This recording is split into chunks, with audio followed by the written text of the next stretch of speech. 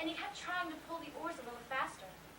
When we reached the landing, the sun disappeared, and darkness descended, almost like night. The light was near now, and from fear, Doodle walked so close that he kept stepping on my heels. The faster I walked, the faster he walked. So I began to run. The rain was roaring through the pines, and then, like a bursting Roman candle, a gum tree ahead of us was shattered by a bolt of lightning. When the deafening peal of thunder had died, I heard Doodle calling to me. Suddenly, a streak of cruelty within me awakened. I ran till I could hear Doodle's voice no more. I hadn't run too far before I became tired, stopped and waited for Doodle. The sound of rain was everywhere. As I waited, I peered through the downpour, but no one came. Finally, I went back and found him huddled beneath the nightshade bush beside the road. He was sitting on the ground, his face buried in his arms, which were resting on his drawn-up knees. "Let's go, Doodle." But he didn't answer, so I placed my hand on his forehead and lifted his head. Limply, he fell backwards onto the earth. He had been bleeding from the mouth, and his neck and the front of his shirt were stained a brilliant red. "Doodle! Doodle!" I cried, but there was no answer, just the rain. He lay awkwardly with his head thrown back. His little legs had never seemed so fragile, so thin. I began to weep, and the tear-blurred vision in red before me looked very familiar. In the pounding storm, I threw my body onto the earth above his, and for a long, long time, I lay there crying, sheltering my fallen scarlet ibis from the rain. The first impression, The first conversation, first date. all those awkward moments in a relationship. Wouldn't it be nice to have some control over those moments? To have the power to go back in time and hear what you want to hear. Sure thing by David Ives.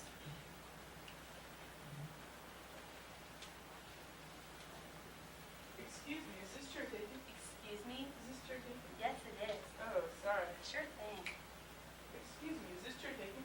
No, but I'm expecting somebody shortly. Do you mind if I sit down till he or she or it comes? They seem to be pretty late. Never know, you might be turning down. Sorry, nice try though. Sure thing. Excuse me, is this chair taken? No, it's not. Do you mind if I sit down? Oh, no, go ahead. Thanks. Every place else seems to be taken. Great place. What's the book? I just wanted to read in quiet, if you don't mind. No, sure thing. Every place else seems to be taken. Great place for reading. Yes, I like it. What's the book? The Sound and the Fury. Oh, Hemingway. What's the book? The Sound and the Fury. Oh, Faulkner. Have you read it? I'm a Mets fan myself. Have you read it? Yeah, I read it in college. Where was college? I went to Oral Roberts University. Where was college? I never really went to college. I just like to party all the time. What's the book? The Sound and the Fury. Oh, Faulkner. Do you like Faulkner? I love Faulkner. He's incredible. I spent an entire winter reading him once. I was so excited. After 10 pages, I went out and bought everything else he Oh, wrote. that incredible psychological understanding. And the prose, it's so gorgeous. And the way he's grasped the mystery of And time. human existence, I can't believe I waited this long to read him. You never know, you might not have been ready for him. That's true. Might not have liked him. He did these things at the right time, or it's no good. That's happened to me. It's all in the timing. My name's Bill, by the way. I'm Betty. Hi. Hi. Yes, I think reading Faulkner was a great experience. Yep. The Sound and the Fury. Well, onwards and upwards. Waiter! You have to hit these things at the right time, or it's no good. That's true. It's all in the timing. My name's Bill, by the way. I'm Betty. Hi. Hi. Do you come in here a lot? I'm just in town for a few days from Pakistan. Oh, Pakistan. Do you come in here a lot? Why are you asking? Just interested. Why would you be interested in whether I come in here a lot? Just getting acquainted. Maybe you're only interested for the sake of making small talk long enough to ask you back to your place to listen to some music because you got some new video for your VCR. Then you confess that you got a girlfriend named Mandy who's away in medical school in Belgium for a year, that you've been involved with her off and on in what you call a very intricate relationship for about 7 years, none of which interests me, miss her. Okay. Do you come in here a lot? Every other day.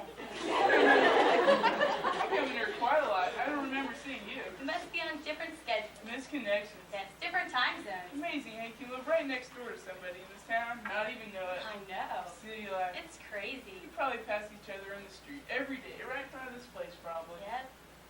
Well, the waiters in here sure seem to be in some different time zone. I don't see one anywhere. Waiter! So, what do you... I beg your pardon. Nothing, sorry.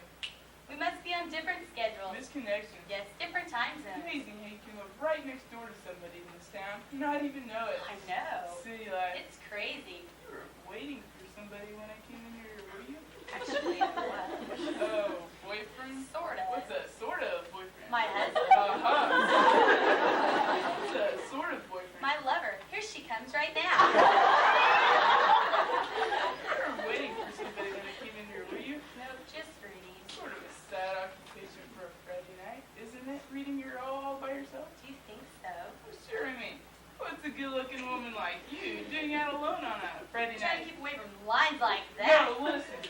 You weren't waiting for somebody when I came in here, were you? No, just reading. Sort of a sad occupation for a Friday night, isn't it? Reading your all by yourself? I guess it is, in a way. I mean, what's a good-looking woman like you doing out alone on a Friday I'm night? out on a Friday night for the first time in a very long time. Oh, See, I just ended a relationship, actually. oh. A rather long-standing. Well, since reading by yourself on a Friday night is such a sad occupation, do you mind if we go elsewhere? No. Do something else? No thanks. Set it up to the movie. I don't think so. Big Chancellor Faulkner catches breath. All those long sentences get him pretty tired. Thanks anyway. Okay. I appreciate the invitation. Sure thing. You weren't waiting for somebody when I came in here, were you? No, just reading. Sort of a sad occupation for a Friday night, isn't it? Reading your all by yourself? I guess I was trying to think of it as romantic. You know, cappuccino, great literature, rainy night. That only works in Paris. We could hop the late plane, get on a Concorde, I'm find a a little cafe. short on blank fare tonight. Darn it, so am I. To tell you the truth, I was headed out to the movies after I finished this section. I was wondering if you'd like to come along, since you can't locate a waiter. That's a very nice offer, but I can't. Girlfriend? Two of them. Yes, two of them's pregnant. Girlfriend? No, I don't have a girlfriend. Knifed me at Winter Elms last night. Girlfriend? Sort of. Well, sort of. What's a sort of girlfriend? My mother. We just ended the relationship, actually. Oh, Rather long-standing. I'm sorry to hear that. It's my first night out alone in a while, and to tell you the truth, I'm a little bit at sea. So you mean you didn't stop to talk because you're moody, or because you have some weird political affiliation? Straight down to take a Republican. Straight down to take a Democrat. Can I tell you something about politics? I consider myself a citizen of the universe. I'm unaffiliated. That's a relief. So am I. That's what my beliefs. Labels are not important. Labels are not important. Like me, for example. So what if I had a 2-point, 3-point, 4-point at college? Or if I did Pittsburgh, Cleveland, Westchester County? Sure. I believe a man is what he is.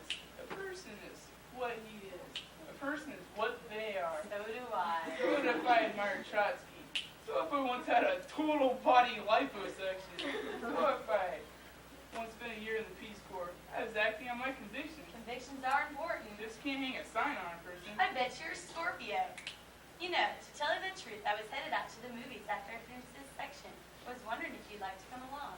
Sounds like fun. What's playing? A couple of the early Woody Allen movies. Oh, Don't you like Woody Allen? sure. I like Woody Allen. But you're not crazy about Woody Allen. Some of those early ones kind of get on my nerves. Uh-huh. How does it... I'm sorry. No, go ahead. I was just going to say I was headed out to some movies in a So while. was I. Woody Allen Festival? Just up the Do street. you like these early ones? I think anybody that doesn't ought to be run off the How planet. many times have you seen Bananas? 8 times. 12, so you're still interested? Do you like Edmund's crumb cake? I went out at 2 o'clock this morning just to buy one. Do you have an Etch-a-Sketch as a child? Yes. Do you like Brussels sprouts? I think they're gross. They are gross. Do you believe in marriage in spite of the current sentiments against it? Yes. And children? 3 of them. 2 girls and a boy? Christy, Nikki, and Dylan. And will you love me? Yes. Cherish me forever? Yes. You still want to go to the movies? Sure thing. Waiter!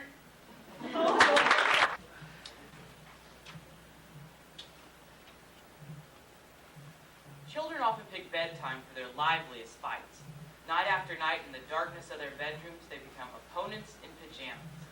In Childhood, by Dr. William Cosby, Bill, who is older than his brother, feels that his maturity gives him certain rights in the bedroom that he is forced to share with his younger brother. But Russell doesn't regard his youth as a handicap.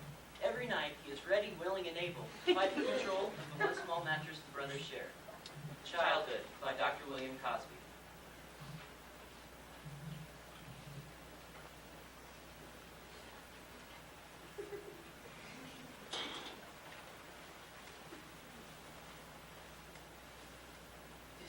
My side of the bed. I don't want you on it. Your side of the bed, even on the side. I do, and this is it. I'm telling you, I would want your body to be my body on my side of the bed. I'm telling you, I'll move to any side of the bed I want. The right side, the left side, and any of the others. Any but my side. I don't want you touching nothing. Like me. How come all of a sudden you don't want anybody touching you? For a very good reason. Because you're not really my brother.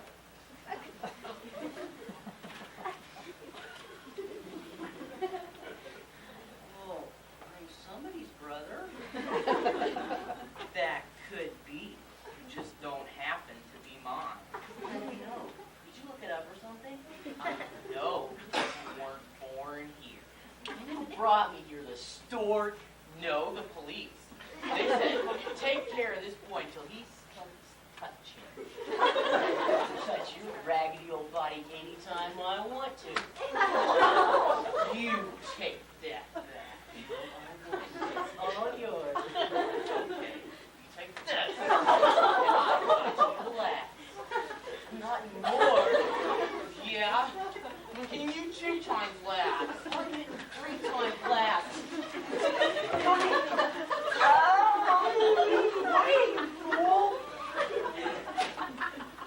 No, Dad, that ain't us. But I'll be sure to tell whoever it is that if they don't be quiet that you'll come up with your bell. Don't shut up. Dad is going to come up here with his belt. It'll rip the meat right off. I wish I was hitting you again. You hit me in my eye and my eyeball fell out. If I did, I'm sorry. And I'll help you find it. It's got to be right here in the bed. Always hit me in the face. Look, Russ, I said I'm sorry. Now, if you don't accept my apology, I'm going to bust you one. Sure, The only darn bed. hit me in the face again, I'm telling you. Good. Commit suicide. Hey, why'd you take my cover? Because I don't got none on my side. Don't take mine. Look, Russell, I'm getting tired of you wetting the bed and then I roll over in the cold spot. It ain't always cold. By the time I I hate you. I hate all brothers. Dad! Nothing's going on in here, Dad. You see, Russell here was crying, well, because he fell out of bed, Dad. And he landed right on his eye, didn't you, Russ? Yeah, Dad. I think that's what happened. See, I was in bed. He was having a bad dream. Yeah, having a bad dream. And in the dream I fell. And he tried to catch me. And my eye hit his fist. Because it was my side of the bed.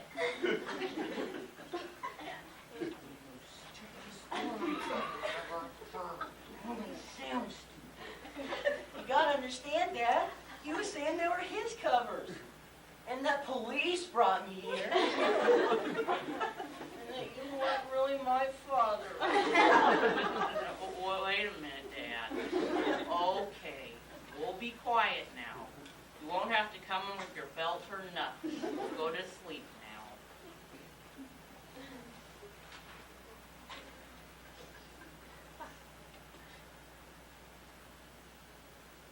Another thing, get your cold feet off me. Temperature fear's supposed to be, jerk. Not human feet. Get them off. Quiet. Dad's probably at the door.